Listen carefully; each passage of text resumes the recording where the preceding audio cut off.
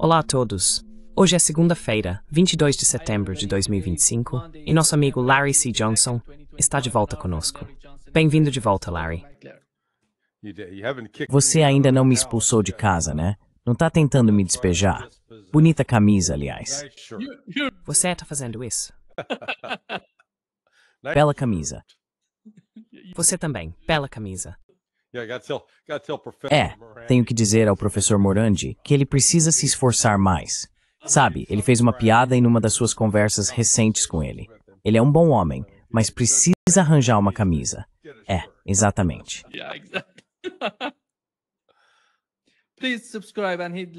Por favor, inscreva-se no canal e clique no botão de curtir para nos ajudar a alcançar mais pessoas. Larry, vamos começar com o caso de Charlie Kirk. Veja o que a Fox News nos disse sobre o fuzil, o tipo de fuzil que está sendo usado nos assassinatos.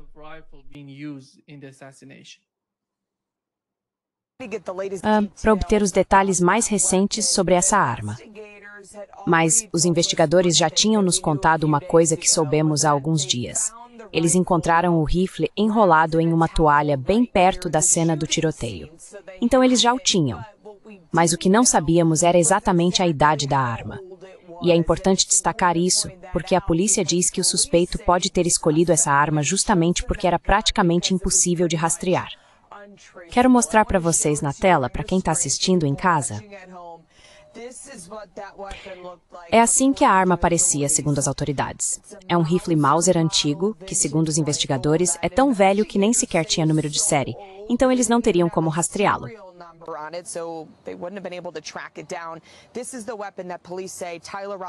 Esta é a arma que a polícia diz que Tyler Robinson usou para assassinar Charlie Kirk naquele dia. Ela era de várias décadas atrás. O atirador a chamava de rifle do vovô e enviou uma mensagem de texto para sua parceira transgênero após o assassinato, dizendo o seguinte: "Quero mostrar essas mensagens porque tudo isso veio à tona outro dia. Estou preocupado com o que meu velho faria se eu não trouxesse de volta o rifle do vovô. Não sei se tem número de série, mas não seria rastreado até mim. Estou preocupado com as impressões digitais. Tive que deixá-lo em um arbusto onde troquei de roupa. Não tive capacidade ou tempo para levá-lo comigo. E então, na verdade, ele meio que ficou pela área, segundo nos disseram, para ver se teria tempo de pegá-lo e levá-lo até o carro."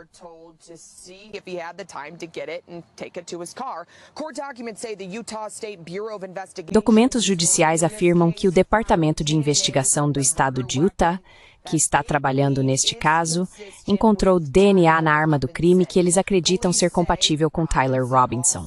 A polícia diz que Robinson também admitiu uma mensagem de texto que atirou e matou Kirk, trocando mensagens com seu parceiro e fornecendo muitas informações. Voltando ao vivo aqui, enquanto Robinson está preso na cadeia do condado atrás de mim, fui informado de que o parceiro de Robinson está cooperando com as autoridades. Então eles estão tentando obter o máximo de informações possível. Sim, você entende do que eles estão falando. Larry, o que sabemos sobre o rifle e como as informações estão sendo divulgadas? Como você percebe a forma como eles estão, de alguma maneira, gerenciando a situação ou tentando divulgar informações sobre o caso do assassinato?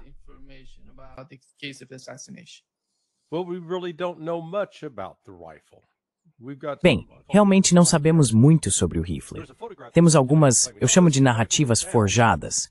Circulou uma fotografia alegando, este é o rifle que encontraram. Mas sabe, de acordo com aquele relatório, era um Mauser de 1906 ou 1008. Isso tem 120 anos. O rifle que mostraram não parecia nada com isso. Não tinha coronha de madeira, parecia quase que era feito de algum tipo de material plástico. Então, sabe, não temos certeza. Ouvi algumas pessoas dizendo que é um Mauser MK98.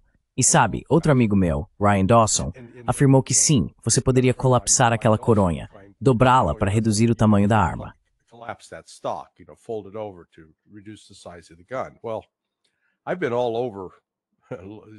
Bem, eu procurei por toda a internet por uma imagem assim. Não consegui encontrar. E você sabe, atirar com um rifle antigo traz alguns problemas. Quero dizer, você precisa garantir que ele está em boas condições e que o cano não está desgastado, além de várias outras coisas. Eu tenho um M1 Garand, que foi um rifle usado na Segunda Guerra Mundial. Ele é de 1943. E antes de atirar com ele, tive que levá-lo a um armeiro para perguntar: ok, verifica, é seguro disparar com ele? Porque ele dispara o mesmo cartucho que o Charlie usou, que é um cartucho grande. Então realmente não sabemos se esse de fato é o rifle ou qual era a condição dele.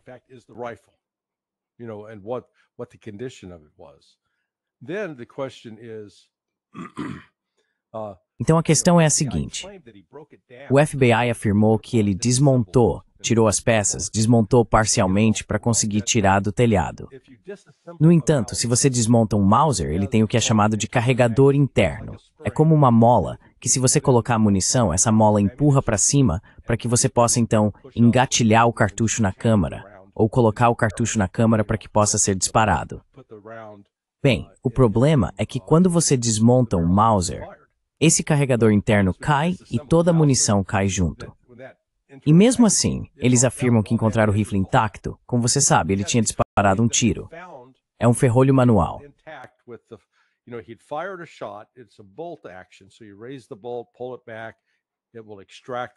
Então você levanta o ferrolho, puxa para trás, isso vai extrair o cartucho. Move o ferrolho para frente, isso vai inserir o novo cartucho no cano.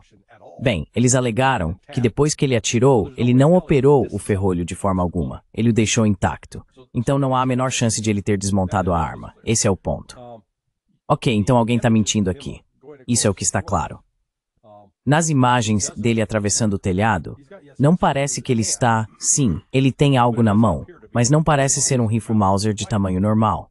Então você sabe, é preciso fazer a pergunta, por que o FBI está mentindo sobre isso? E aí você chega à questão do disparo.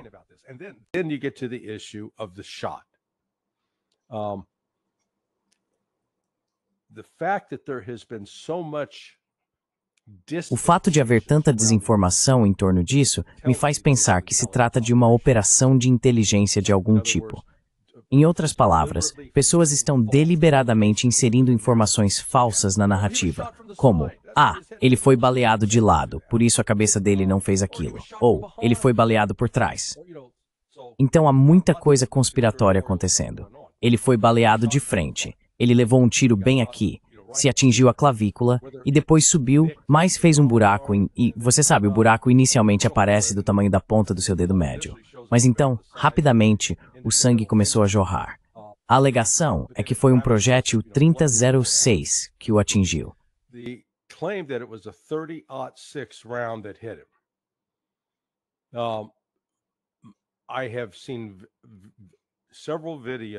Eu vi vários vídeos de diferentes tipos de munição. Ponto .3006. Sabe, projéteis totalmente encamisados de 3006. Teria arrancado a cabeça dele se fosse isso que tivesse atingido. Ou, quero dizer, teria causado danos catastróficos, além do que vimos no pescoço dele. Sabe, qualquer coisa assim, porque você pode ver na internet o que chamam de bonecos balísticos. Eles usam um gel e realmente tem uma estrutura esquelética, então é feito para reproduzir como seria atirar em uma pessoa de verdade. E quero dizer, quando um projétil 3006 atinge isso, agora de novo com algumas dessas imagens, não sabemos se foram disparados de 200 jardas. Existe uma munição, chamada frangível, que é feita para ao penetrar, se fragmentar.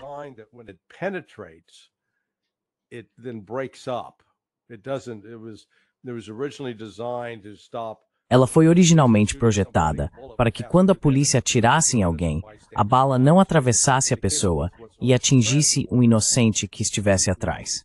Então, eles criaram o que é conhecido como munição frangível, que permaneceria dentro do corpo da pessoa. Suponho que isso seja possível, exceto pelo fato de que depois ouvimos a história de que, o médico encontrou a bala logo abaixo da pele. E estavam chamando Charlie Kirk de Homem de Aço, dizendo que ele parou a bala. Sabe, isso é uma tremenda besteira. Então você para e pergunta, por que as mentiras? Não há dúvida de que Charlie foi baleado de frente. Não houve ferida de saída. Dá para ver em vários vídeos. Mas isso levanta questões sobre exatamente qual era o calibre.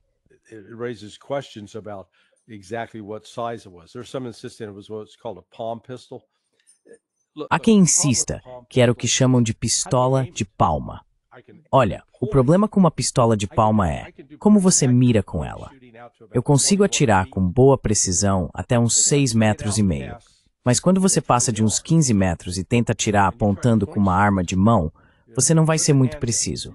Esse foi um tiro preciso. Ou, quem estava mirando, se estavam mirando na cabeça, a bala poderia ter caído e acertado o pescoço dele. Então, o que estou dizendo até agora é que as evidências forenses simplesmente não batem com a narrativa. E o FBI, eu tinha grandes esperanças de que Kash Patel e Dan Bongino trariam alguma credibilidade de volta ao FBI. Eles transformaram aquilo em um verdadeiro circo. Os dois são uns palhaços. They're both buffoons. Larry, you've mentioned how the doctor, the surgeon was talking about... Larry, você mencionou como o médico, o cirurgião, falou sobre a bala, chamando-o de homem de aço, porque ele podia explicar o que aconteceu com a bala, o que ela fez e o que não fez. Aprendemos pelo que a Candace Owens nos contou, que ela viu imagens do outro lado. Ela diz que quando você olha a cena por trás, não há nada acontecendo. Por que isso acontece? Você não vê sangue, não vê nada saindo naquela direção.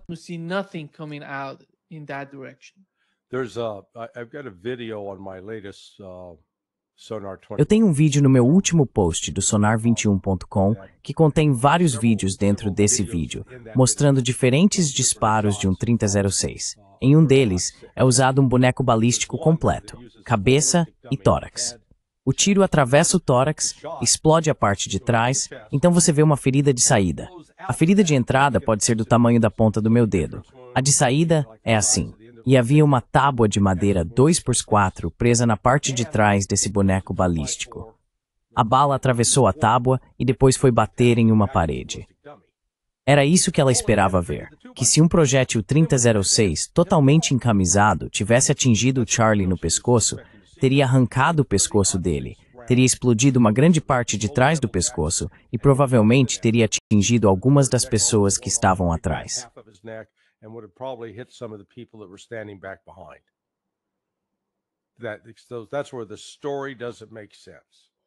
É aí que a história não faz sentido.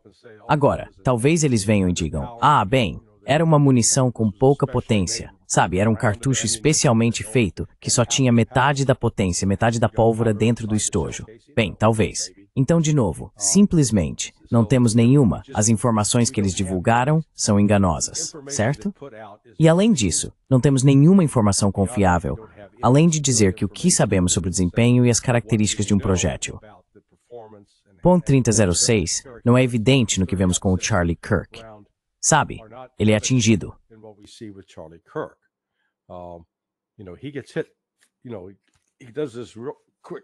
Sabe, ele faz esse movimento bem rápido. Ele é atingido de frente. É só física. Se você acerta baixo o suficiente no pescoço, a cabeça vai se mover para frente. Se você me acertar na testa, minha cabeça vai para trás. Quero dizer, você pode fazer isso em si mesmo com pressão. Você se bate de lado, se bate de lado. Mas se eu me bater aqui na lateral do pescoço, sua cabeça reage de forma diferente. Então, pessoal, vocês precisam olhar com atenção para o que está acontecendo. Mas, sabe, o fato é o ter dito que encontrou a bala de Oapelli, e não faz sentido.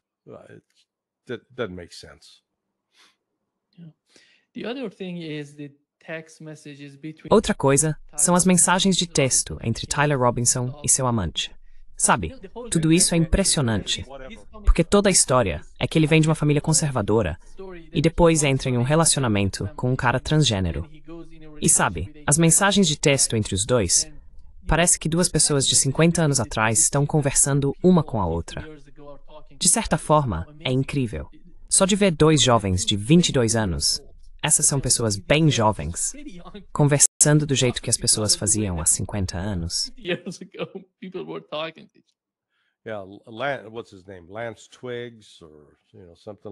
Sim, como é o nome dele?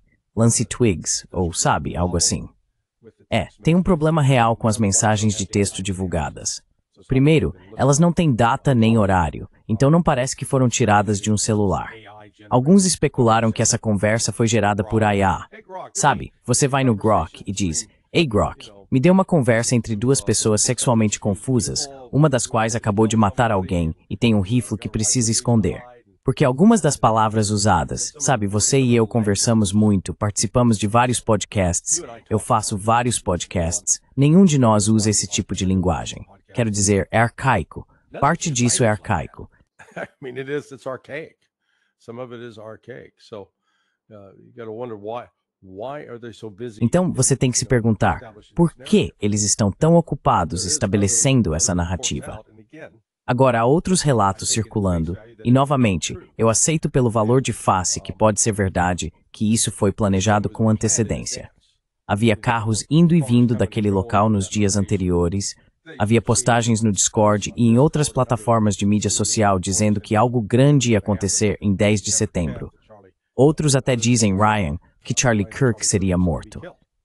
Então não era apenas um cara revoltado, confuso sobre ser transgênero que estava saindo para vingar seu namorado, namorada, seja lá o que for.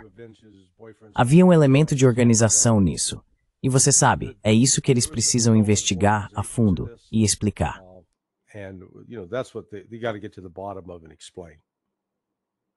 How trained one could be to Quão treinada uma pessoa teria que ser para acertar o alvo do jeito que ele fez nessa situação? hit the target the way that he did with the assassination?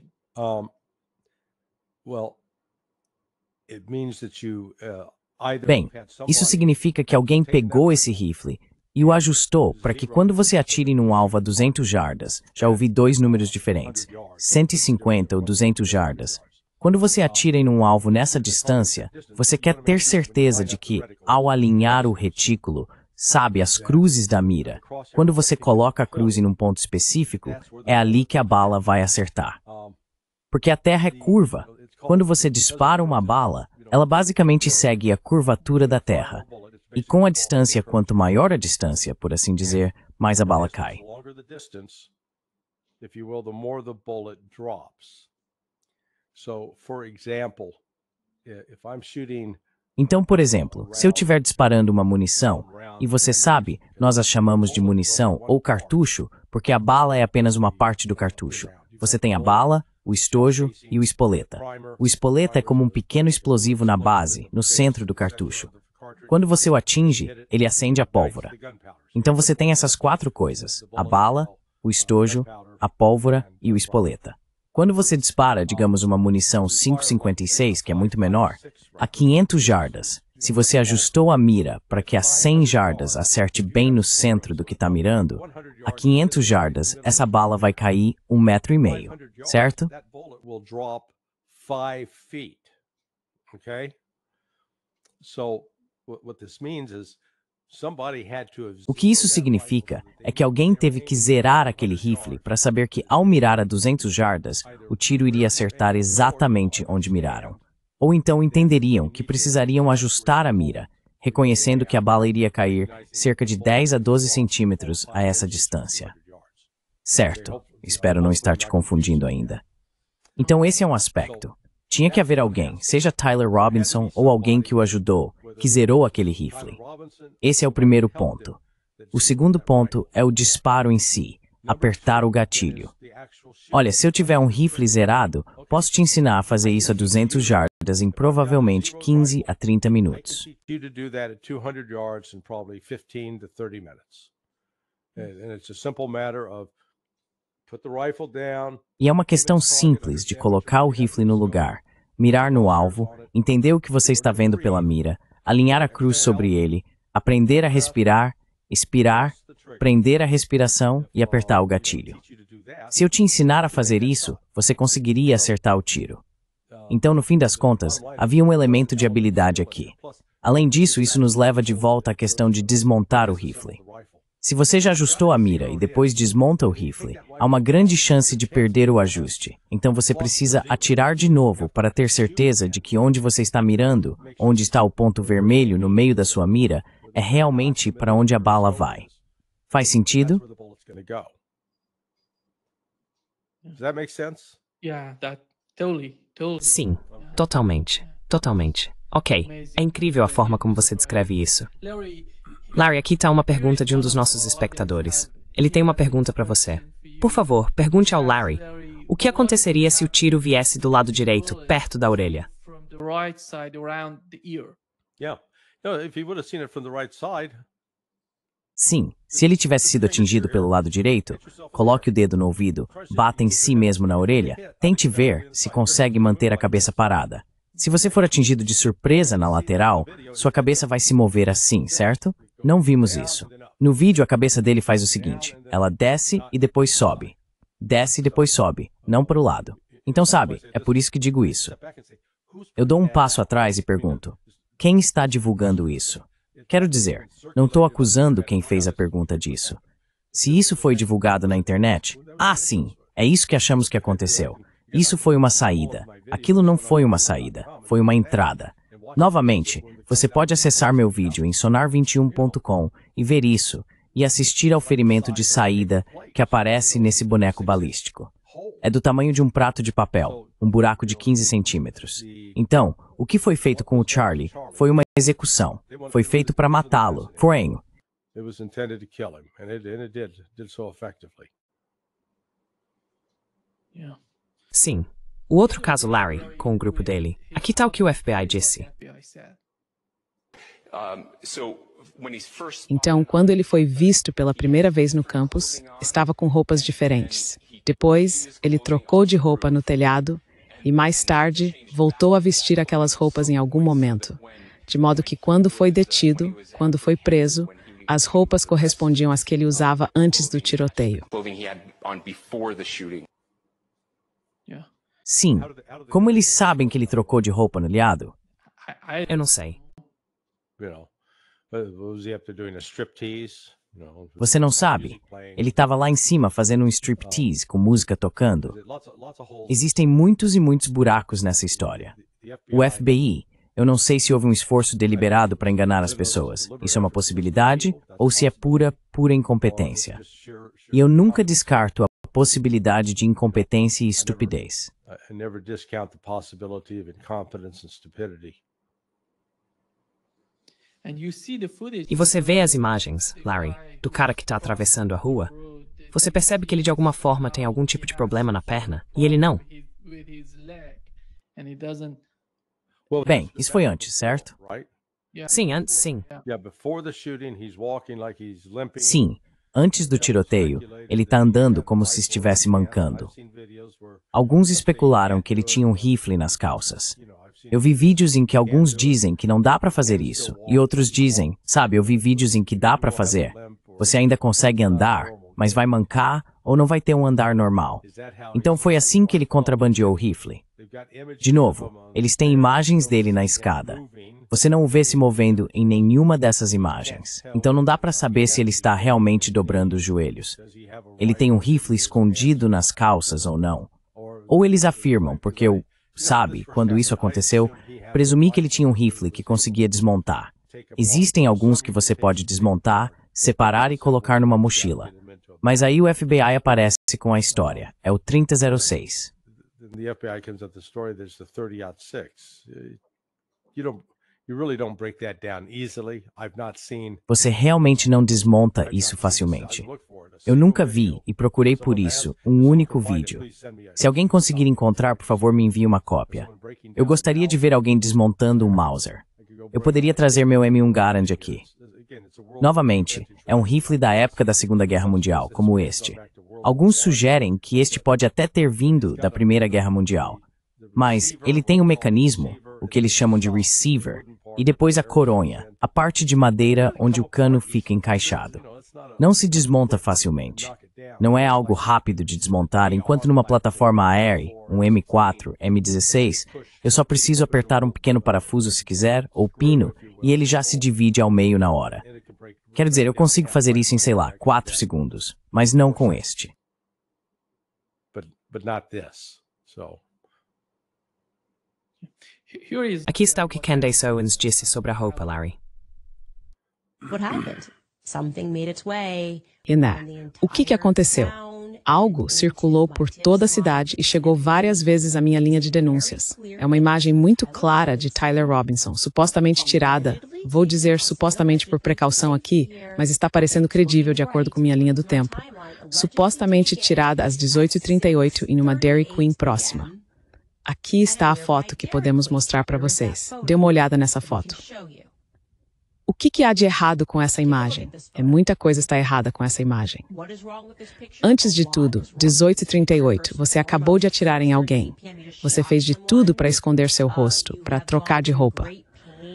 Mas espere, você não trocou completamente, trocou?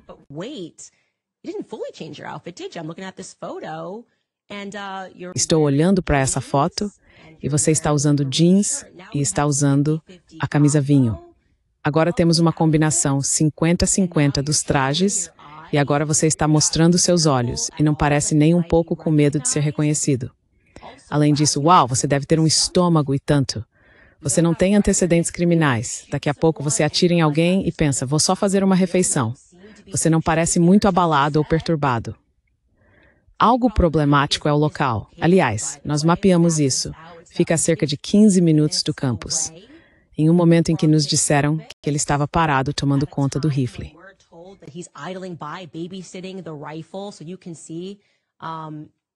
Então, como você pode ver, estamos mostrando que fica a cerca de 17 minutos de carro do campus. Então, se for esse o caso, deveria haver muitas imagens desse Dodge Challenger indo e voltando. Certo. E como eu disse, o que mais me chama a atenção é que ele parece meio satisfeito ali. Então ele deve ser um psicopata completo, vestindo metade do que os federais disseram que ele usava de manhã e metade do que disseram que ele usava durante o tiroteio. Certo. Então por que ele mandou mensagem nessa conversa dizendo que trocou de roupa? Quando você acabou de dizer, eu troquei minha camiseta, se essa é a realidade, se você só trocou a camiseta, isso foi suficiente.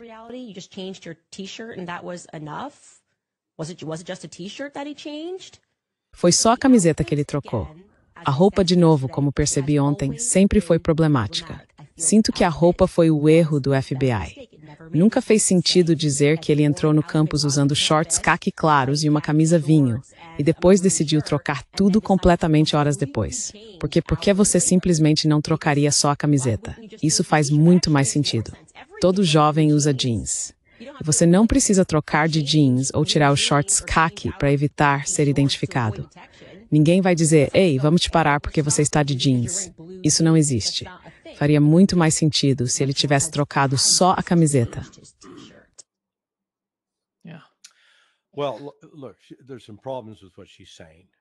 Sim. Bem, veja, há alguns problemas com o que ela está dizendo. 18h38 foi de 3 a 4 horas após o tiroteio. Ela deu a entender que isso foi logo depois, tipo 15 minutos, após o tiroteio. Não, não foi. Acho que os disparos aconteceram por volta de... Foi 13 horas lá? Então estou presumindo que tudo isso é no horário local de Orem, Utah. Então o fato de ele estar despreocupado 5 horas depois, não acho nada surpreendente. Mas ela está certa. Por que o FBI está fazendo tanto alarde sobre trocar de roupa? Veja, você e eu temos essa coisa com a camisa acontecendo. Look, you and I, we got the shirt thing going on. I've never heard you say, I'm going to go put on my new outfit. Nunca ouvi você dizer, vou colocar minha roupa nova. Sabe, quem fala assim, vou trocar minha camisa. Sabe, vamos trocar de camisa. Ok, vamos chegar na sexta-feira com camisas conservadoras. Não, não vamos. Sabe, nossas roupas, tem algo estranho nessa linguagem. E sabe, a Candace está certa ao notar, então você vai trocar sua camiseta. Trocar sua camiseta. Não é como se tudo fosse uma fantasia, ou era. Então, de novo, o FBI, com muitas coisas que está dizendo, só está criando mais confusão.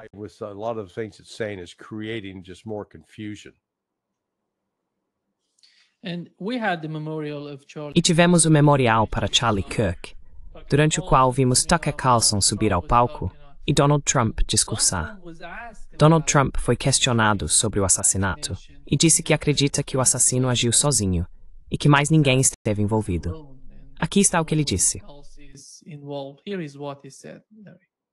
É isso que você está perguntando. É assim que me pôr. Agora, ele tinha um amigo, mas o amigo parece estar unpresentable. E aqui está o que Tucker Carlson disse no memorial.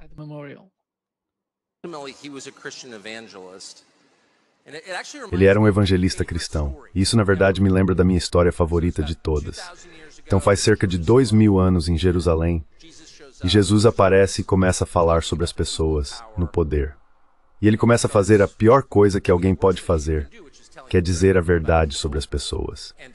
E eles odeiam isso e simplesmente enlouquecem. Eles odeiam e ficam obcecados em fazê-lo parar. Esse cara tem que parar de falar, temos que calar esse cara. E eu consigo imaginar a cena em uma sala iluminada por lamparinas, com um monte de caras sentados comendo hummus, pensando: o que fazemos sobre esse cara que está dizendo a verdade sobre nós? Precisamos fazê-lo parar de falar. E sempre tem um cara com uma ideia brilhante e eu consigo ouvi-lo dizendo: já sei, por que a gente não mata ele? Isso vai calar ele. Isso resolve o problema. Não funciona assim. Não funciona assim. Tudo é invertido. Sabe, você vê duas pessoas. Uma delas sente que o que aconteceu com Charlie é mais profundo do que estão dizendo. E Donald Trump está tentando afirmar que esse é o único cara responsável pelo assassinato. E nada além disso. Nada além disso. More than that, beyond that. Yeah, Trump's reaction to Sim. this is pretty weird. Sabe, a reação do Trump a isso foi bem estranha. Houve relatos, tanto da viúva do Charlie, Erica, quanto de outras pessoas, de que o Charlie amava o Donald como um pai. Ele era como um segundo filho para o Donald Trump. No entanto, nas imagens de vídeo usadas no programa que fez o Jimmy Kimmel ser demitido, o Kimmel, eu achei que ele fez um ponto válido, um ponto justo, sobre como perguntaram ao Trump, tipo no dia seguinte ao assassinato do Charlie, qual é a sua reação? E ele só disse algo muito, sabe, tipo, sim, foi terrível. Ei, cara, olha aquele projeto de construção ali. Foi isso que ele disse. Isso é estranho. Isso não é normal. That's what I said. That's weird. That's not normal.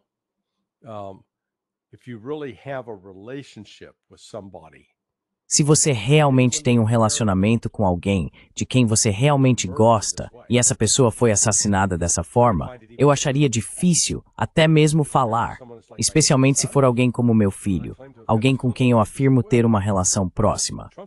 As emoções de Trump em relação a isso não têm sido normais. Quero dizer, as emoções não combinam com a história. Acho que é isso que estou dizendo. Ei, cara, olha, estamos construindo o maior salão de festas de todos os tempos. Charlie, ele morreu, cara. Mas, cara, esse salão vai ficar incrível.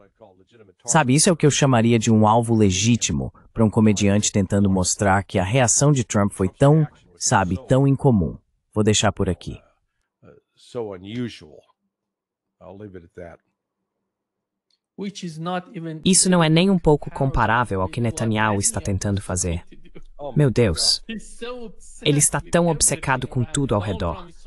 Donald Trump está tentando ignorar tudo, como se não fosse algo importante. E como Larry, quando você compara as reações vindas de Donald Trump com as reações vindas de Netanyahu, por que o primeiro-ministro de outro país está fazendo de tudo para convencer as pessoas de que não estava por trás do assassinato? Enquanto Donald Trump, de alguma forma, está ignorando, como você mencionou, a maneira como ele deveria abordar tal assassinato.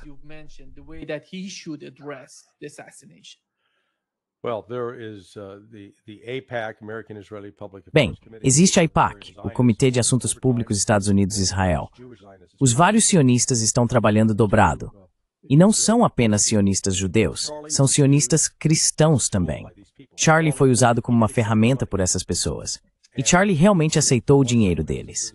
Há vários casos, até mesmo no último ano ou dois, em que ele disse coisas para justificar o genocídio. Ele não tem sido firme em condenar o assassinato de crianças em Gaza. Parte disso pode ser atribuída à pressão financeira exercida sobre ele por esses doadores sionistas ricos.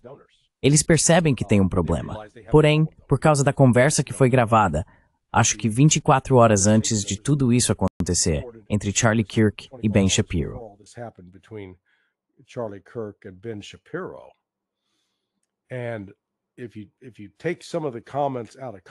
E se você tirar alguns dos comentários do contexto, parece que o Charlie estava realmente questionando e desafiando o genocídio israelense. Se você assistir ao vídeo completo, é mais como se ele estivesse tentando obter orientação do Ben Shapiro. Ei, me ajuda. Como explicamos isso para as pessoas de forma que elas não fiquem irritadas com Israel? Bem, tanto a Candace Owens quanto o Tucker Carlson já disseram ou declararam que o Charlie estava sob enorme pressão, que ele não gostava do Bibi Netanyahu, não gostava da interferência do Bibi Netanyahu na política americana, e que ele reconhecia que tinha um problema com sua base de apoiadores. Esses jovens de 20 anos não estão comprando a narrativa de que Israel é nosso melhor amigo.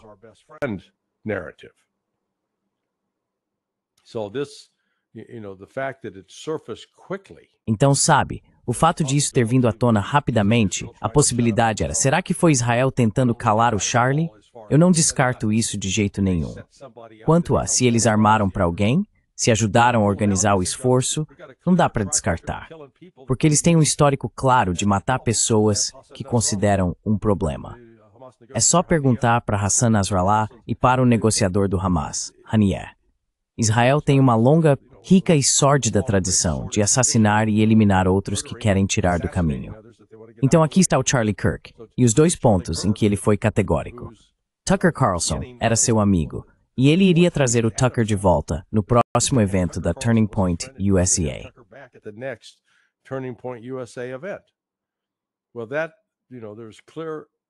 Bem, há evidências claras, pelo menos segundo Tucker, de que esses doadores sionistas, os muito, muito ricos, o pressionaram a dizer: você não tem Tucker Carlson, não tem Megyn Kelly e não tem Dave Smith. Então, sabe, é um quadro complicado do lado do Charlie Kirk. Há quem possa simplesmente pegar certas declarações que ele fez e dizer que ele é apenas uma ferramenta dos israelenses. Há outros comentários que você pode considerar e dizer, não, ele estava começando a se afastar. Novamente, volto ao fato de que ele tem 31 anos. E há coisas em que você acredita quando tem 31 anos. E talvez você ainda não tenha experiência suficiente nesse ponto para se comunicar adequadamente. Pensar sobre isso e dizer o que vai dizer.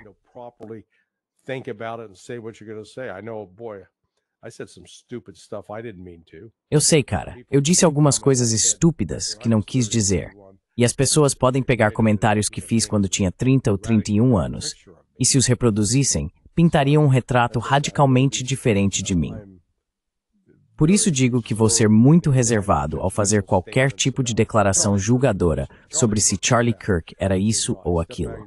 Eu me afasto e apenas digo, olha, independentemente de ele ter sido ou não uma ferramenta dos sionistas, ele tinha força de personalidade e uma visão pessoal. E quando você ouve a Candace Owens, que trabalhou com ele nos primeiros dias da Turning Point USA, fica muito claro que ele era um jovem com uma visão e que a realizou. E ele merece ser elogiado por isso.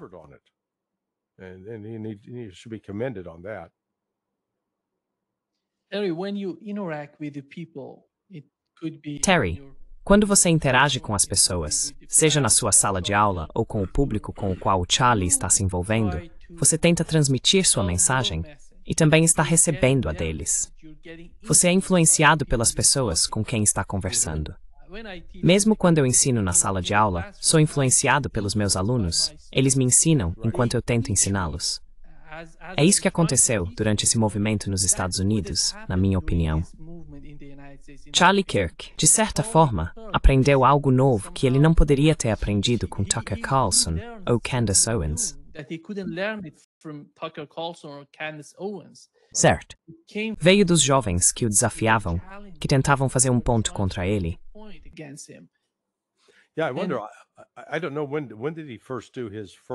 Eu fico me perguntando, não sei, quando foi que ele fez o primeiro prove que estou errado?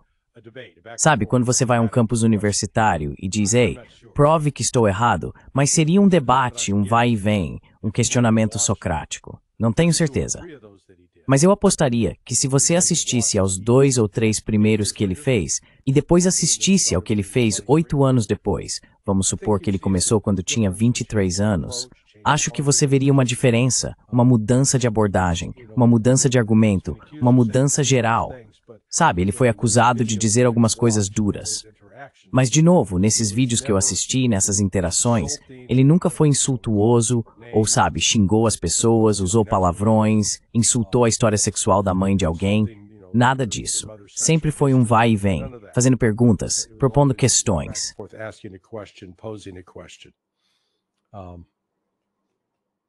That's why I don't think that the Israeli government would É por isso que não acho que o governo israelense conseguiria remodelar o movimento que ele iniciou, porque o movimento vem desses jovens. Não se trata do Charlie e do grupo dele. Vem dos jovens nos Estados Unidos, em sua maioria com menos de 30 anos. E isso não pode ser mudado, pelo que entendo, Larry. O que você acha disso? not be changed, as I understand it, Larry. What's your take on that? Yeah, no, I think the Turning Point USA is Sim, não. Eu acho que a Turning Point USA está em um momento em que vamos ver como eles vão continuar. Eu não sei qual porcentagem do orçamento deles foi financiada por doadores judeus ricos, como Bill Ackman e outros. Mas sabe, se eles encontrarem dinheiro fora disso, digamos, dinheiro não sionista, e continuarem com esse movimento, porque sabe, é uma tentativa de desafiar esse tipo de visão tradicional, não gosto muito de chamar de esquerdista, mas eles estão desafiando a noção de que eles partem do princípio de que os Estados Unidos são um bom lugar, não um lugar ruim. Start from the premise America is a good place, not a bad place. And again, that's the discussion I would. E novamente, essa é a discussão que eu adoraria ter tido com alguém como Charlie, para dizer, sabe, olha, eu concordo que dentro dos Estados Unidos sempre existiu essa esperança, esse ideal de bondade, mas precisamos assumir a responsabilidade pelo nosso mal, pelo que fizemos e pelo que estamos fazendo. Quero dizer, olhe para agora. Donald Trump está matando pessoas em barcos na costa da República Dominicana e na costa da Venezuela, sem provas, sem evidências, sem nenhum devido processo conforme nossa Constituição. Ele simplesmente decidiu. Acho que eles são maus. Alguém me disse que eles são maus. Vou matá-los. Isso é assassinato legalizado. É só isso. That's legalized murder. That's all it is. So we've got these bad things in America. Então temos essas coisas ruins na América. Outra coisa que eles enfatizam, e é aqui que fica realmente interessante, é que Charlie Kirk está enfatizando a fé cristã, enquanto os sionistas rejeitam o cristianismo. E particularmente pelo que me disseram, eu não li as passagens reais do Talmud, mas as pessoas dizem que dentro do Talmud, que é um comentário de rabinos judeus, há coisas contundentes e repugnantes ditas sobre Jesus e sobre a Virgem Maria. Então, a ironia do dinheiro sionista, financiando um movimento que é principalmente cristão, promovendo sua mensagem cristã e arrependimento, e venha para Jesus, em algum momento se torna um possível ponto de conflito.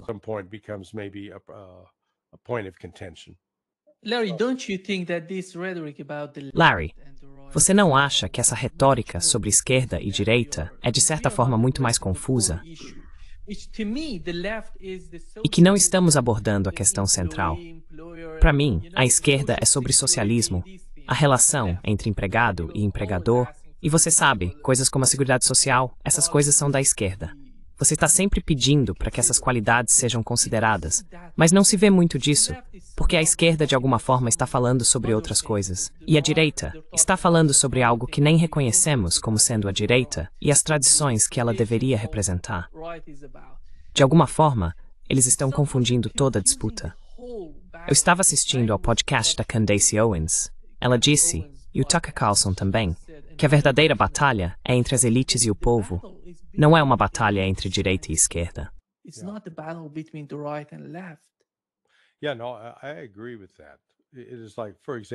Sim, não, eu concordo com isso. Por exemplo, acredito que o governo não deve sair por aí atacando ou matando estrangeiros, atacando outros países ou se envolvendo em operações militares por iniciativa própria.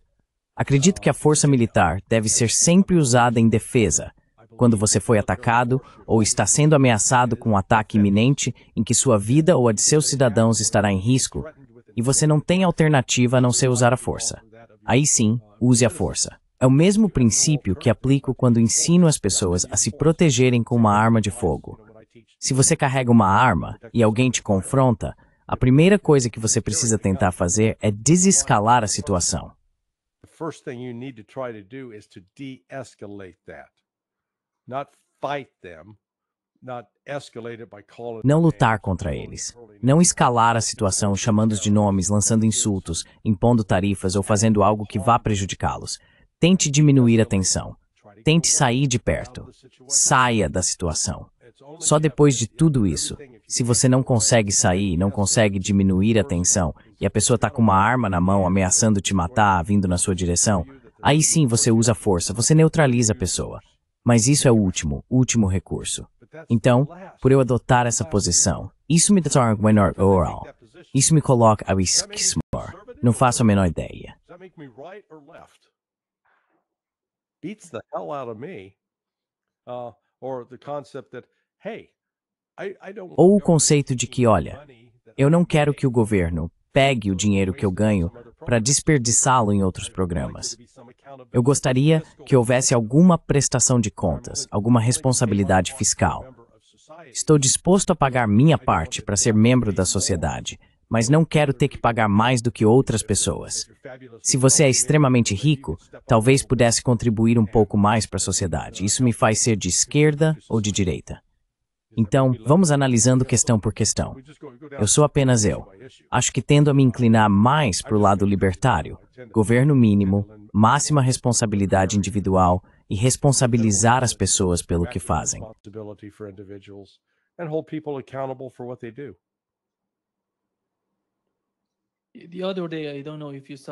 Outro dia, não sei se você viu a Pam Bondi falando sobre discurso de ódio e liberdade de expressão. Sabe, a mesma coisa estava acontecendo com a administração anterior. Eles estão usando o mesmo tipo de retórica para atacar seus rivais políticos. Certo? Sabe? Sim, esse é o perigo. Quero dizer, ela foi. E a boa notícia é que pessoas como Tucker e a Candace se manifestaram imediatamente, condenando o que ela fez. Ela é horrível. Deveria ser demitida. Mostra que não entende a Constituição. Certamente não entende o conceito de liberdade de expressão. Sabe, eu sou velho o suficiente para lembrar. Talvez você nem tivesse nascido ainda. Quando um grupo de neonazistas marchou numa região de Illinois, Skokie, Illinois, nesse norte de Chicago, onde havia grande mão Tuffer, incluindo brides sobreviventes do Holocausto.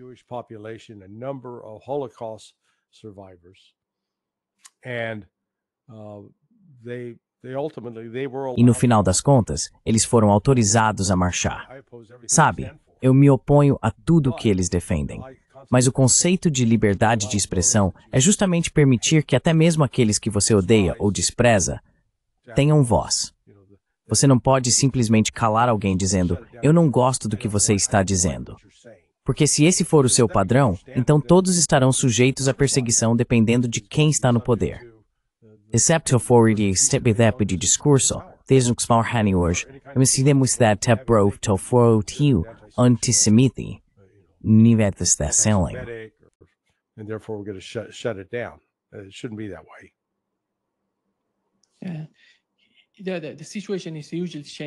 Sim. A situação geralmente está mudando, Larry.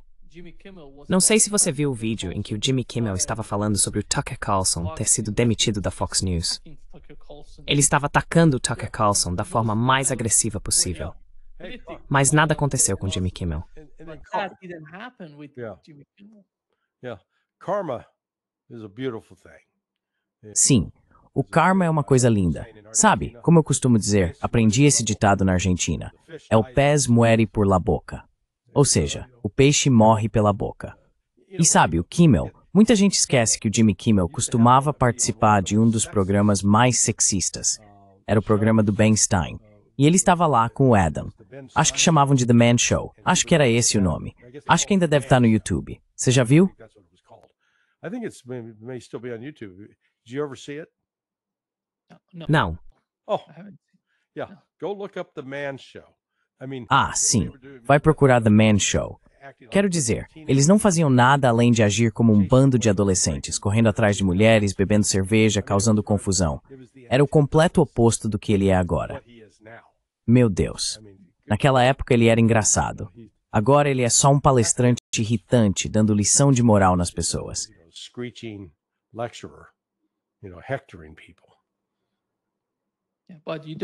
Mas você não vê o Tucker Carlson fazendo o mesmo? Porque eles sabem, eles entendem a situação. Eles estão muito cientes do que está acontecendo com todo esse jogo. Well, Tucker, to his credit, Bem, o Tucker, para seu crédito, admite. Sabe, eu disse algumas coisas estúpidas. Apoiei a guerra. Eu era um neocon. Ele está realmente fazendo muitas confissões públicas e arrependendo-se. Acho que ele realmente se sente mal por ter sido um facilitador de tantas coisas ruins e agora está tentando se redimir por isso. Mas essa é a diferença, ele admite. O Kimmel não. He admits it. Kimmel doesn't. Larry, Sim, Larry, falando sobre a situação entre o Irã e a Europa, com as sanções de snapback, parece que eles ainda estão tentando fazer algo politicamente. Mas como você se sente em relação a toda essa situação com o governo Trump? Como eles se sentem em relação a isso?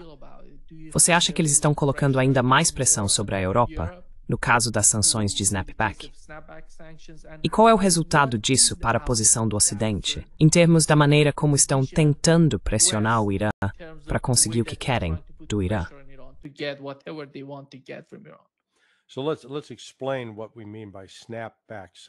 Então vamos explicar o que queremos dizer com sanções de snapback.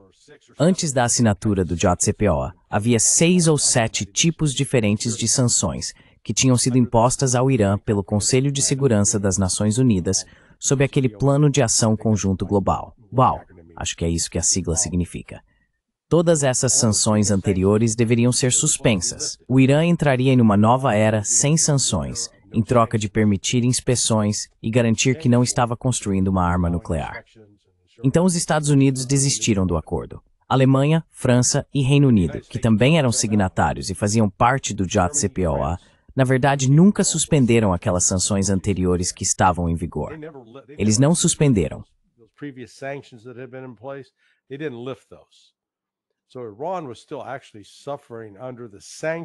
Então o Irã ainda estava realmente sofrendo com as sanções. Mesmo que sob o JCPOA, eles deveriam estar livres delas. E então, ironicamente, a Rússia foi quem propôs esse conceito de snapback. Acreditando ingenuamente, os russos realmente são confiantes demais às vezes, eu acho, que esse acordo do JCPOA funcionaria. Eles estavam confiantes de que o Irã permitiria a fiscalização. Então, nunca imaginaram que chegaria ao ponto de o Irã dizer, de jeito nenhum, não vamos mais lidar com isso. Porque o snapback significava que qualquer um desses países poderia dizer, ok, vamos restabelecer todas aquelas sanções. Bem, a verdade é que essas sanções nunca foram realmente suspensas. Então, o Irã continuou operando sob as sanções.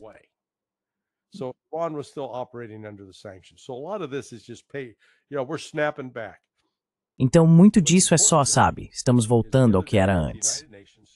O que é importante notar é que outro dia, no Conselho de Segurança das Nações Unidas, Rússia e China, junto com Paquistão e Argélia, se não me engano, apresentaram uma resolução dizendo: "Ei, vamos manter o alívio das sanções do JCPOA." E por causa de tudo isso é que o Irã assinou o acordo do Cairo com a IAEA 2 semanas atrás. Na época eu pensei, o que diabos eles estão fazendo? Eles deveriam mandar a IAEA para o inferno. Mas em vez disso, eles estão assinando esse acordo para permitir que a IAEA volte, que é um ninho de espiões. Só que eu não parei para pensar e perceber o que eles estavam fazendo.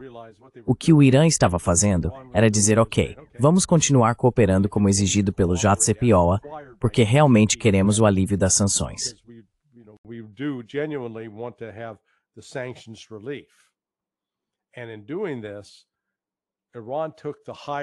Ao fazer isso, o Irã tomou o caminho mais elevado ao dizer, ok, mesmo que essa ordem internacional baseada em regras seja aplicada de forma injusta e nunca de maneira justa conosco, ainda assim vamos seguir essas regras.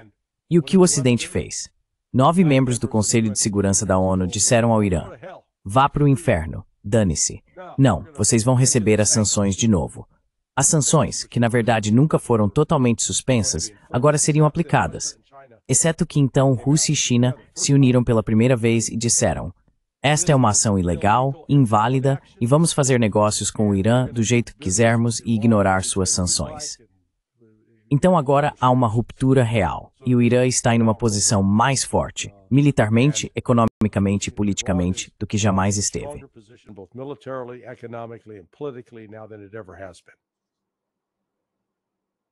Do you feel that Iran Você acha que com essa medida, o Irã se aproximaria muito mais da China do que antes? Porque o Irã estava, de certa forma, tentando. O novo governo, o governo Raisi, estava de alguma maneira tentando buscar algum tipo de equilíbrio entre o Oriente e o Ocidente. Muitas pessoas dentro do governo defendiam uma relação melhor com os Estados Unidos, especificamente com os Estados Unidos.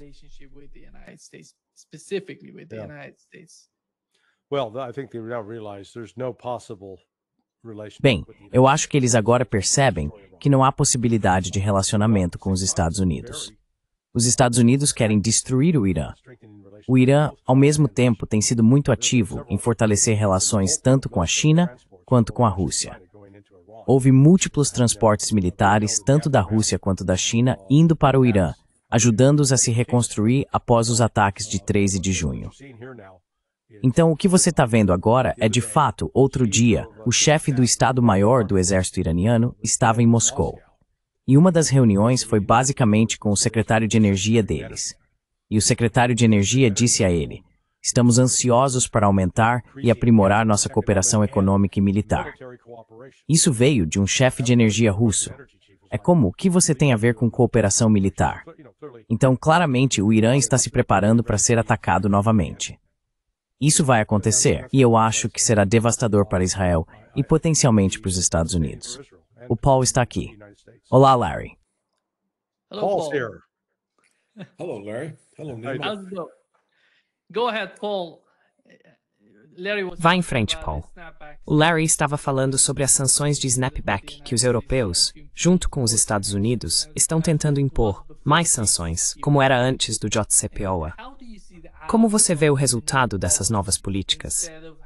Em vez de haver um terreno comum para trabalhar com o Irã, você força os europeus a seguirem o plano das sanções de snapback, colocando muita pressão sobre o Irã. Como isso vai influenciar a política iraniana em relação a uma aproximação com o Oriente, ou de alguma forma tentando se acomodar ou se aproximar do Ocidente? Qual é a sua opinião sobre isso?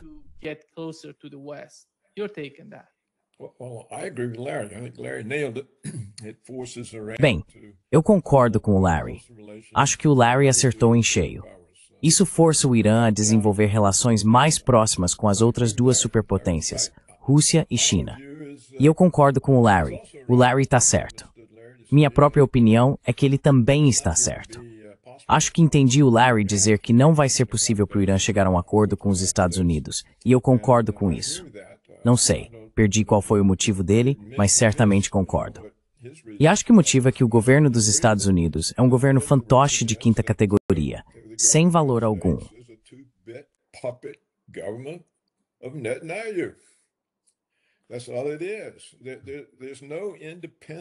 É só isso. Não existe independência em nenhum lugar do governo dos Estados Unidos em relação a Israel. Eles controlam as duas casas, controlam a presidência e controlam a mídia. A política externa está nas mãos deles. Então, o que acontecer com o Irã será decidido por Netanyahu. Deixe-me te fazer uma pergunta, Paul, que um dos leitores do meu Sonar 21 me enviou, e eu realmente não tinha pensado nisso. Ele disse que, dado o nível de preço do petróleo necessário para sustentar o fracking nos Estados Unidos, o preço do petróleo precisa estar em um certo patamar.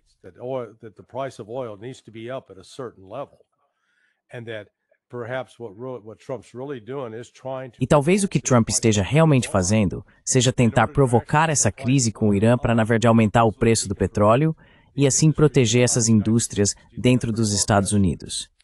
Você acha que isso é muito improvável? Não, esse é totalmente um motivo possível. Mas eu só não acho que a política externa americana seja tão independente assim.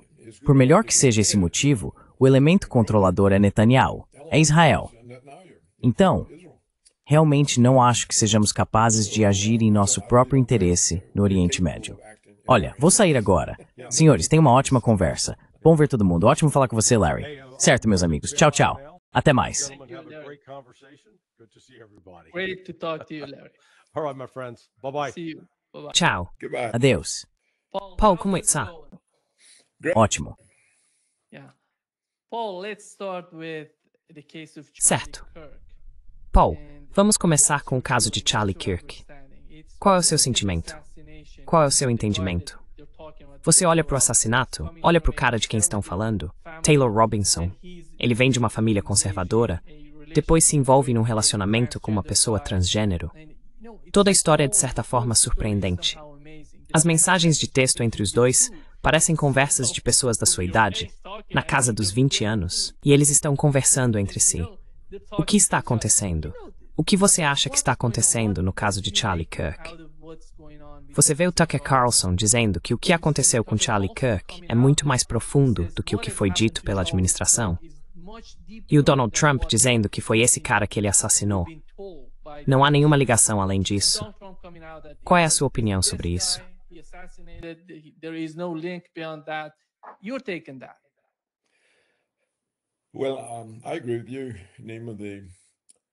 Bem, eu concordo com você. A história oficial que estão nos contando é um absurdo. É impossível e não tem relação com nenhum fato. Lembre-se, eles prenderam esse cara Robinson. Qual é o primeiro nome dele? Tyler. Tyler Robinson. Certo. Eles o prenderam sem nenhuma prova. Eles não tinham prova alguma. Disseram que o rifle encontrado na floresta era dele. Pelo que sabemos, foi plantado. Mas o motivo pelo qual digo que não tinham provas é que não havia uma bala. E se você não tem uma bala, não pode usar o rifle para encontrar as marcas que ele faz em uma bala e descobrir se a bala que supostamente matou Charlie Kirk foi disparada daquele rifle. Então eles o prenderam sem nenhuma prova.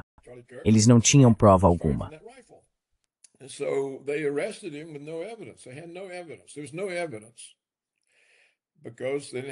Não havia evidências porque eles não tinham a bala. Agora, essa história da bala é realmente peculiar, porque eu continuei vendo que eles estavam procurando a bala. Eles não tinham encontrado a bala. E agora a história saiu nos últimos 1 ou 2 dias de que, o cirurgião encontrou a bala. Ela ainda estava sob a pele no pescoço do Charlie Kirk. Não havia ferida de saída. Em outras palavras, levaram vários dias para descobrir que não havia ferida de saída. Quero dizer, sério. E tivemos esse relato, supostamente do cirurgião, via o braço direito do Charlie Kirk na organização, de que Charlie Kirk estava com uma saúde tão extraordinária que era um homem de aço e que a massa óssea impediu a bala de sair. Bem, agora essa é outra história absurda. Qual é a massa óssea no seu pescoço?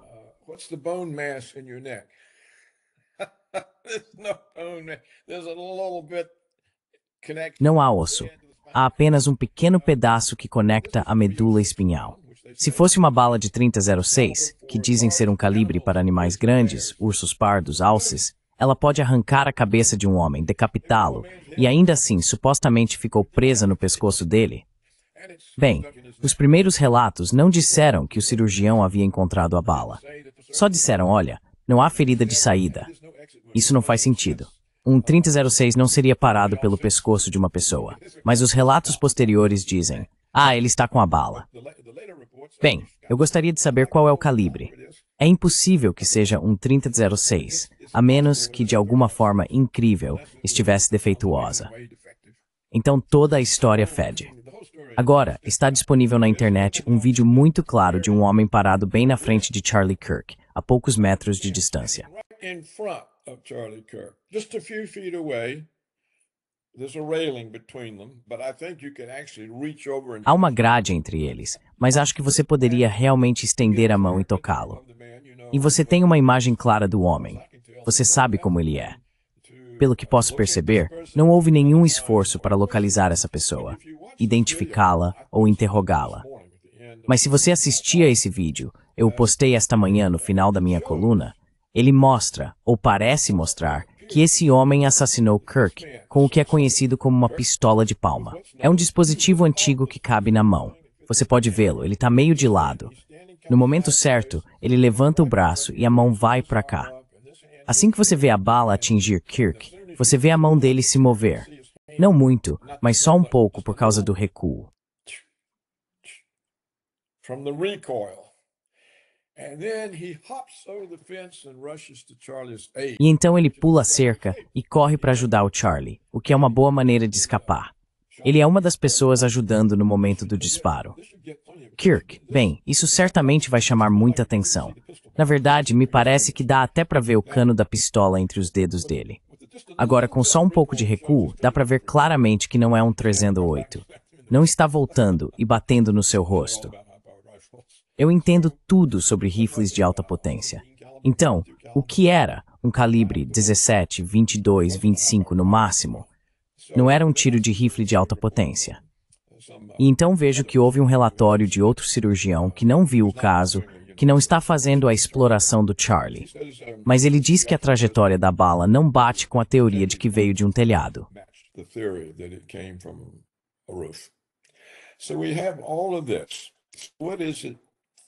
Então temos tudo isso. O que isso nos diz? Bem, isso nos diz que perdi o fio da meada por um minuto. Isso nos diz que a narrativa de controle está tendo dificuldades. Há muitos problemas com essa narrativa de controle, mas eles estão tendo algum sucesso, porque o fato de o cirurgião dizer que a massa óssea de Charlie Kirk parou a bala. Agora todos os apoiadores cristãos de Charlie estão agradecendo a Deus pelo milagre da força de Charlie, que impediu que as pessoas atrás dele fossem atingidas pela bala atravessando e acertando-as. Ou seja, está tudo focado. Os controladores da narrativa conseguiram até fazer com que os apoiadores de Charlie Kirk se concentrem falando sobre o milagre de Deus, da massa óssea de Charlie. E dá para ver onde isso vai dar.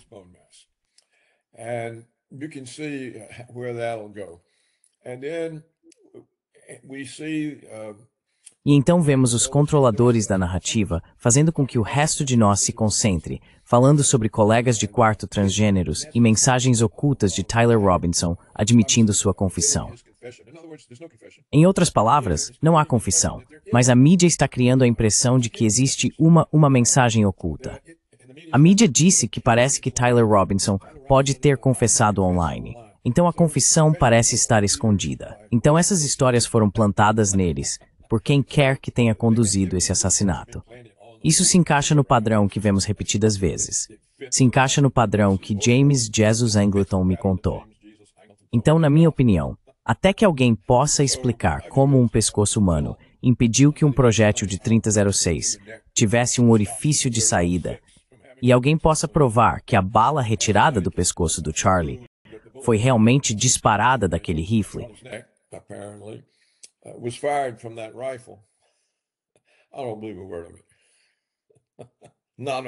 Eu não acredito em uma palavra disso, nem uma palavra. E eu acho que, sim, acho que já discutimos isso antes, talvez não, mas as duas pessoas, os dois elementos, as duas entidades que tinham o motivo mais forte eram o establishment americano. Por quê? Porque aqui está surgindo um líder que eles não controlam. Ele não fala a linguagem deles. Ele fala sobre família, Deus, cristianismo. Ele fala sobre todas as coisas que eles vêm tentando eliminar há anos. Então eles têm um motivo muito forte. O mesmo motivo, a mesma razão pela qual se livraram de Martin Luther King.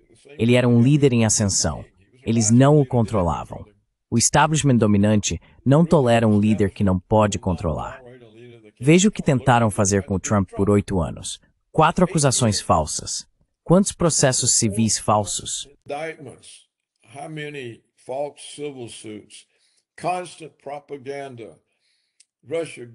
Propaganda constante. Russiagate, Documentsgate, Insurrectiongate, Strippergate. Era interminável.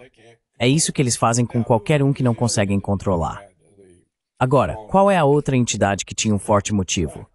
Israel. Por quê? Porque aparentemente no começo, como qualquer conservador americano, Charlie Kirk estava alinhado com Israel. Os americanos têm estado alinhados com Israel desde o início da Guerra Fria. Eles também estão alinhados por causa desse mito da ética judaico-cristã, que não existe. É uma farsa. Mas os conservadores cristãos estão simplesmente acostumados a esse alinhamento.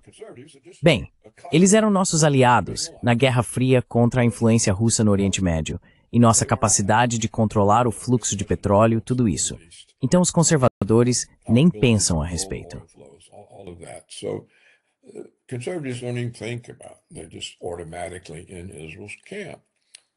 Eles simplesmente estão automaticamente no campo de Israel. Ou Charlie Kirk era assim.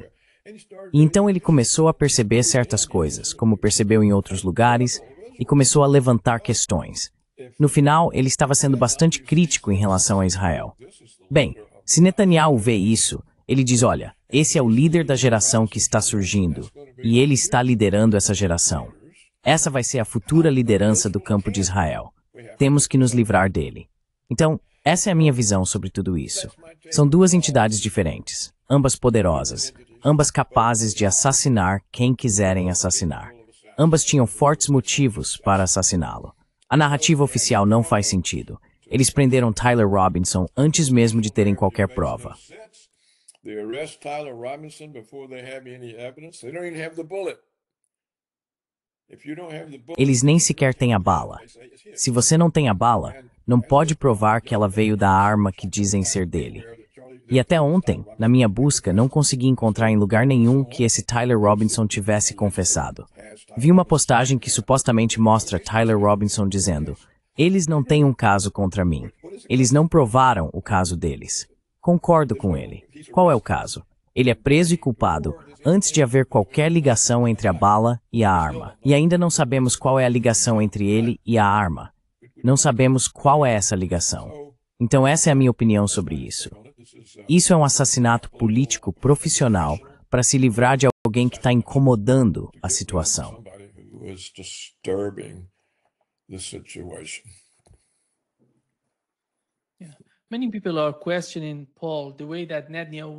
Muitas pessoas estão questionando, Paul, a maneira como Netanyahu reagiu ao assassinato. Ele até apareceu 2 ou 3 dias atrás em seu canal pessoal no YouTube, dizendo para todo mundo: "Não fomos nós, não fizemos nada, não assassinamos Charlie Kirk." Na sua opinião, por que ele sente a necessidade de divulgar um vídeo assim?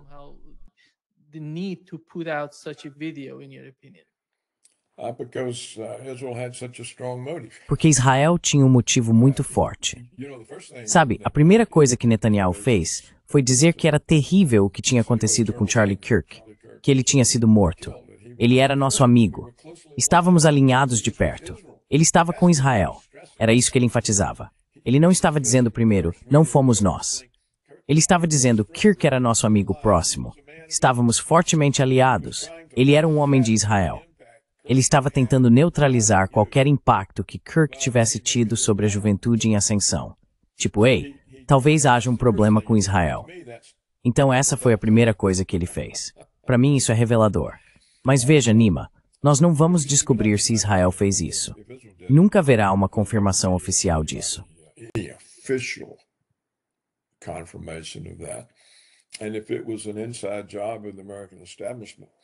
E se foi um trabalho interno dentro do establishment americano, nunca haverá confirmação. A verdadeira questão é se esse Tyler Robinson vai ser assassinado dentro de uma cela à prova de suicídio, com todas as câmeras desligadas e os guardas desaparecidos, para que possam declarar o caso encerrado. Porque está tão cheio de falhas que agora será muito difícil para eles inventarem uma nova narrativa, já que a antiga foi completamente destruída. Não faz sentido nenhum. Então, não sei o que eles vão fazer. Suspeito que, como eu disse, sabe, vão levar um Jack Ruby para dentro da cadeia e atirar.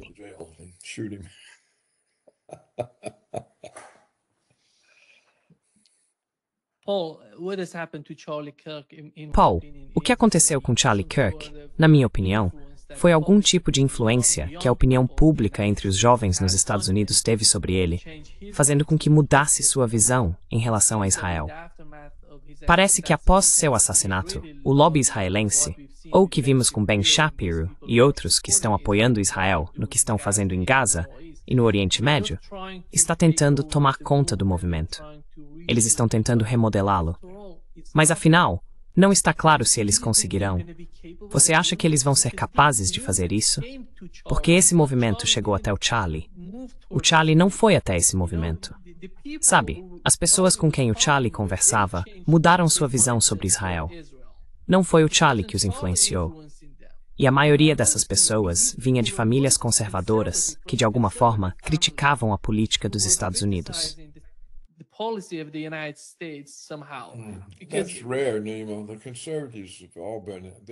Isso é raro, Nima. Os conservadores sempre foram. Nunca conheci um conservador que não estivesse no bolso de Israel.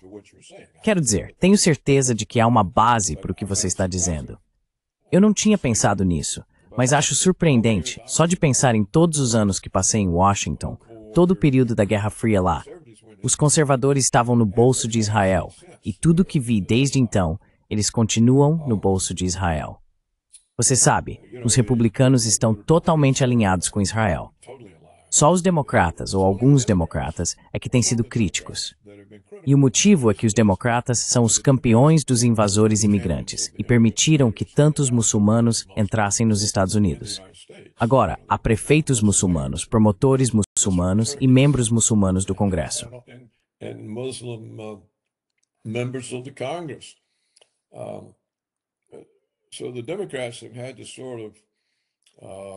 Então os democratas tiveram que, de certa forma, aceitar algumas críticas a Israel. Mas os republicanos, eles não aceitam. E realmente não existe mais o que eu consideraria uma imprensa conservadora nos Estados Unidos. Ela foi tomada há várias décadas, 30 anos atrás, pelos neoconservadores, junto com as fundações conservadoras. Então o que você disse me surpreende. Mas respondendo à sua pergunta, normalmente, quando um movimento perde seu líder, ele enfrenta dificuldades. Isso é um golpe enorme. Se você pensar, James O'Keefe, quando era o chefe do Project Veritas, era uma organização muito eficaz. Eles o expulsaram porque ele era eficaz demais. Alguém influenciou os curadores dele. Bem, o que você ouve sobre o Project Veritas hoje em dia? Nada.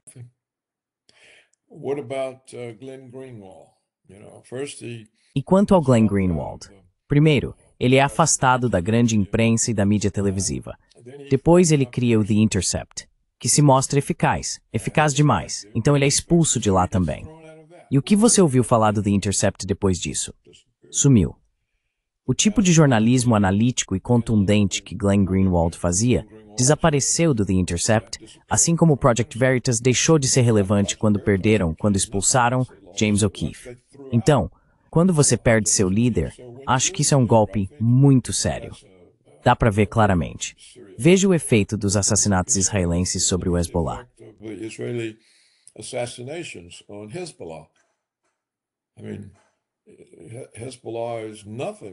Quero dizer, o Hezbollah não é nada comparado à força que tinha antes de Israel eliminar tantos líderes. O mesmo pode ser dito sobre o Irã. Não sei. Você saberia mais sobre isso do que eu. Mas Israel assassinou tantos líderes e cientistas iranianos de alto escalão que isso certamente teve um efeito sobre o Irã. Então, não sei qual será o destino da organização do Charlie Kirk. Eles podem tentar continuar, ou pode simplesmente se tornar algum tipo de reformulação da postura evangélica. Toda postura evangélica pode acabar sendo menos pró-Israel, ou pode ser ainda mais pró-Israel. Realmente depende de onde vem o dinheiro.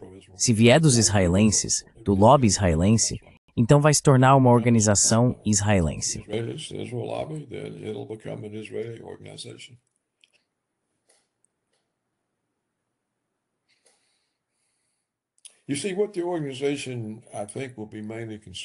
Veja, o que eu acho é que a principal preocupação da organização será sua existência e a promoção de valores cristãos, e ela ficará afastada das discussões de política externa, a menos que isso seja uma exigência para o financiamento israelense.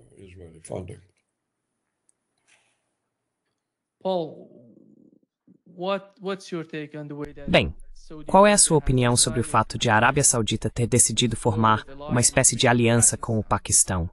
Uma aliança militar, um tratado de defesa entre os dois países. Um deles é nuclear, possui mísseis nucleares, bombas nucleares, e o outro está buscando algum tipo de proteção, algum tipo de segurança nuclear, um Estado com capacidade nuclear, podendo ajudá-los diante da ameaça que sentem. Na minha opinião, o que se passa na cabeça dessas pessoas na Arábia Saudita, no Bahrein, nos Emirados Árabes Unidos, é que eles se perguntam: se Israel nos atacar com bombas nucleares, o que podemos fazer contra Israel?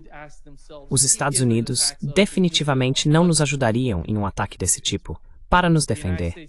Eles não vão nos defender. Então precisamos fazer algo a respeito. É por isso que estão conversando com o Paquistão. Estão tentando melhorar o relacionamento com o Irã. Qual é o seu entendimento sobre isso?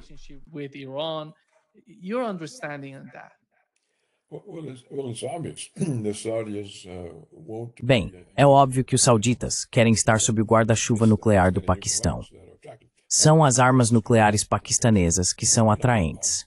Agora, por que isso aconteceu? Porque você sabe, a Grande Israel, tradicionalmente, é definida como o território do Nilo ao Eufrates. Essa era a definição de Grande Israel, ou seja, o território que os sionistas reivindicam como Israel. Em outras palavras, inclui metade do Iraque e da Síria e outras áreas. Mas você sabe, no ano passado, Israel primeiro expandiu a Grande Israel para incluir metade da Arábia Saudita. Então, de repente, a Grande Israel não para no Eufrates, que, se me lembro da minha geografia, divide o Iraque ao meio, agora vai até metade da Arábia Saudita.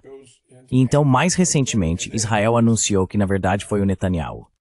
Israel announced that, in fact, it was Netanyahu. He said that Great Israel now includes. Ele disse que a Grande Israel agora inclui o Paquistão. Bem, se a Arábia Saudita e o Paquistão estão incluídos na Grande Israel, então eles são alvos a serem destruídos. Assim como a Líbia foi destruída, o Iraque foi destruído, a Síria foi destruída e a Palestina. Você sabe, eles têm que desaparecer. E então, quando esses dois países, Arábia Saudita e Paquistão, se veem incluídos na Grande Israel, eles dizem, ok, agora temos um alvo nas costas. Sabemos que os americanos são apenas fantoches baratos do Netanyahu e de Israel, e eles vão nos destruir. É por isso que eles se unem. Veja, o que sempre me intrigou é que isso deveria ter sido óbvio para o Paquistão e a Arábia Saudita há 20 anos. Levou 20 anos para eles reconhecerem o óbvio.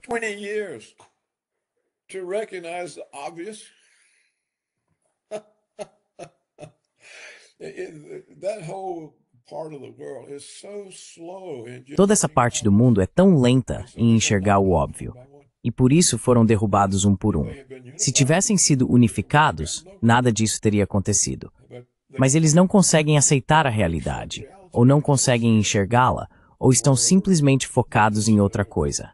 Eu não sei, mas claramente eles não estavam focados na própria sobrevivência, porque não sobreviveram. Então pode ser que agora Israel tenha mostrado à Arábia Saudita e ao Paquistão, ei, agora vocês fazem parte do Grande Israel. E aí eles disseram, o que vamos fazer a respeito disso? Então eles vão se unir.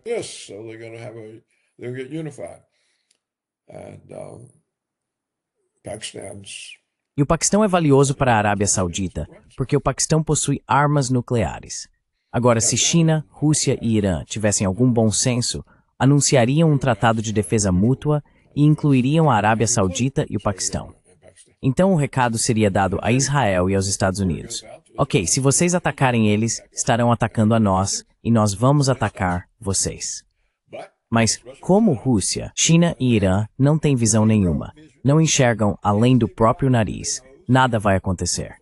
Eles parecem determinados a serem destruídos um por um, e é isso que vai acontecer.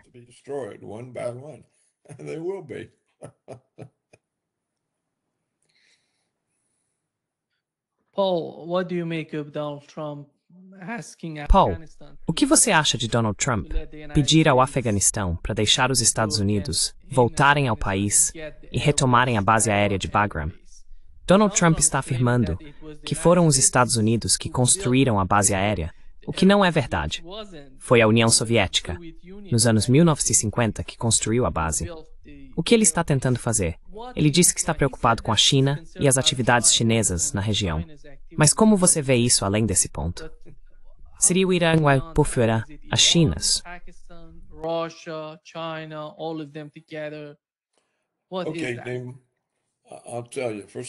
Vou te dizer, antes de tudo, não acho que Donald Trump ainda esteja no controle de sua política externa. Acho que o complexo militar industrial retomou o controle, e elementos das Forças Armadas estão muito decepcionados com a forma como nos retiramos. Foi algo humilhante, meio parecido com o Vietnã, e o complexo militar industrial quer mais conflitos porque quer mais mercados para suas armas. Então, este é o complexo militar industrial americano, e os elementos das Forças Armadas que estão muito insatisfeitos com a forma como nos retiramos, trabalhando juntos para fazer a guerra acontecer. A guerra é o que alimenta os lucros e as carreiras.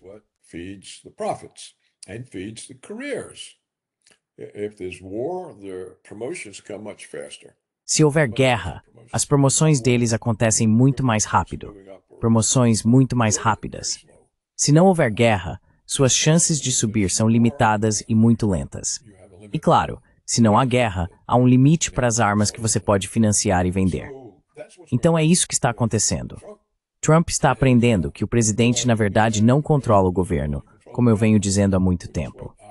Foi a minha experiência quando ocupei um cargo alto no governo Reagan. É muito difícil para um presidente controlar qualquer coisa, porque o principal uso do governo, a principal função do governo, é servir a interesses privados.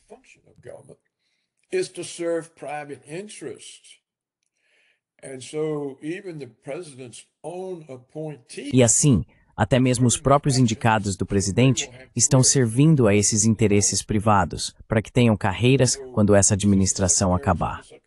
Secretários assistentes, subsecretários, secretários de gabinete, todos estão olhando para frente. O que acontece comigo quando esse cara se for? E se eu fizer os inimigos errados? Minha carreira acabou.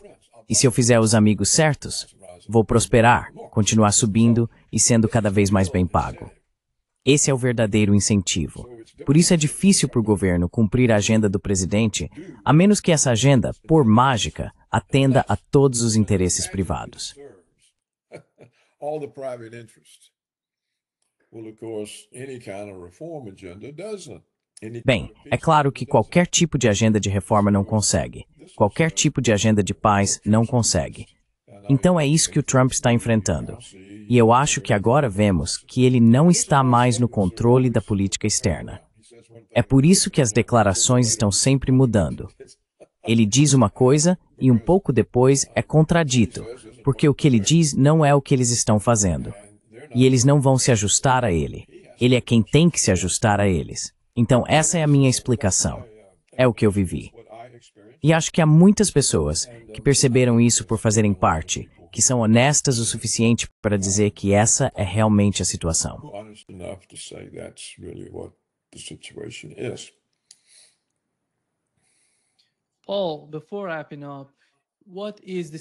Paul, antes de encerrarmos, qual é a situação do conflito na Ucrânia? Donald Trump está falando em enviar mais armas, 6 bilhões de dólares para a Ucrânia.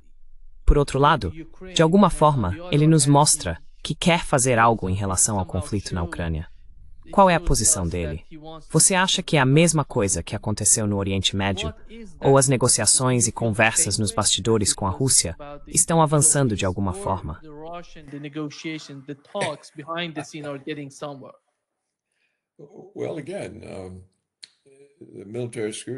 Bem, novamente, o complexo militar industrial não quer que o conflito acabe. Isso significaria o fim dos lucros. Significaria que eles teriam que cortar gastos. Os executivos se perguntam, quem vai ser cortado, eu ou esse cara? Então ele precisa enviar as armas. Eu acho que o Trump, e acho que já falamos sobre isso antes, acho que o Trump estava tentando sair da guerra de forma direta. Em vez de fazer o contribuinte americano financiar o fornecimento de armas para a Ucrânia, ele queria vender as armas para os europeus, que as comprariam e entregariam aos ucranianos. Isso manteria os lucros da indústria bélica americana. Seria uma forma de o Trump nos tirar da participação direta na guerra sem prejudicar os lucros deles. E, portanto, seria uma maneira de ele sair sem se tornar vulnerável ao complexo militar industrial, sem irritá-los fechando uma de suas fontes de lucro. E então, ele poderia ir para sua guerra contra o Irã, que eu tenho quase certeza, que o Netanyahu vai levá-lo a travar.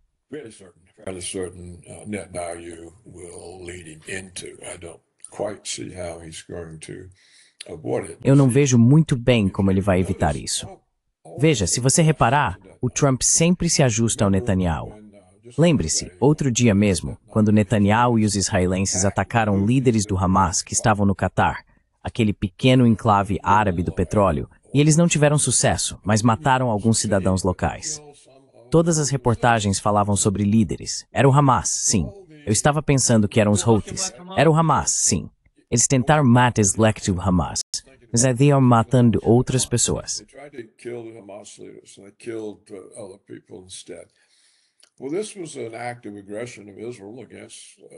Bem, isso foi um ato de agressão de Israel contra um país soberano. Os relatos iniciais diziam que Israel havia atacado sem consultar Trump. Então esses eram todos os relatos iniciais. Isso me mostrou que Israel estava ficando cada vez mais confiante. Nem precisava mais avisar antecipadamente aos Estados Unidos o que ia fazer. Depois vi uma afirmação de que Trump disse que Israel havia falado com ele e que ele havia autorizado. Bem, qual é a verdade? E será que Trump teve que dizer isso porque parecia que Netanyahu não dava mais atenção para ele?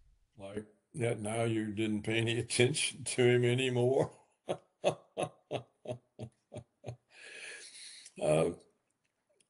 Initially, the reports were that Trump. Inicialmente, as notícias eram de que Trump estava bravo com Netanyahu e chateado com ele por ter feito isso, porque você sabe, nós temos uma grande base aérea naquele pequeno reino árabe do petróleo. E, portanto, eles deveriam fazer parte da nossa posição no Oriente Médio. E Israel está atacando isso, atacando nosso aliado, o aliado de Trump, onde está nossa base aérea. Bem, dá para entender porque Trump teve que, depois de pensar sobre isso, dizer, sim, eu dei aprovação. Então, bem, eu acho patético que os Estados Unidos seja um país tão fraco, tão paz e amor, que nem sequer consegue ter sua própria política externa. Tem que aceitar a política externa que Israel impõe a ele. Então eu descarto a noção de que os Estados Unidos são uma superpotência. É um estado fantoche de Israel. Só isso. Já falamos sobre isso antes, eu acho. We've talked about it before, I think. Even in red states, you can't criticize. Mesmo em estados conservadores, você não pode criticar Israel e ter um contrato com o governo ou emprego público. Quero dizer, até o Texas agora, imagine os texanos durões. E o governo republicano deles não permite que digam uma palavra crítica sobre Israel sem serem proibidos de fazer negócios com o Estado. Bem, isso mostra quem está no controle. E olhe para as universidades, nossas universidades de elite, Harvard. Se os estudantes protestam contra o genocídio que Israel está infligindo aos palestinos, eles são expulsos da escola. Eles não podem nem mesmo levantar uma bandeira palestina. Isso é considerado um crime de ódio. Se os estudantes que protestam são estrangeiros, Trump os deporta. Bem, fazemos isso por algum outro país? Não.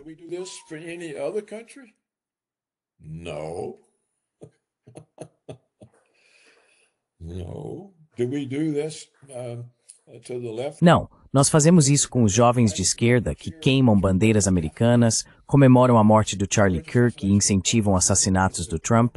Não, nós não fazemos isso. Então isso meio que me diz que o que acontece no Oriente Médio está principalmente nas mãos do Netanyahu. E Putin, a Rússia e os chineses parecem simplesmente ter medo de se envolver. Quero dizer, veja, Putin fugiu do Assad na Síria depois de passar vários anos defendendo a Síria. Fugiu e entregou para Israel.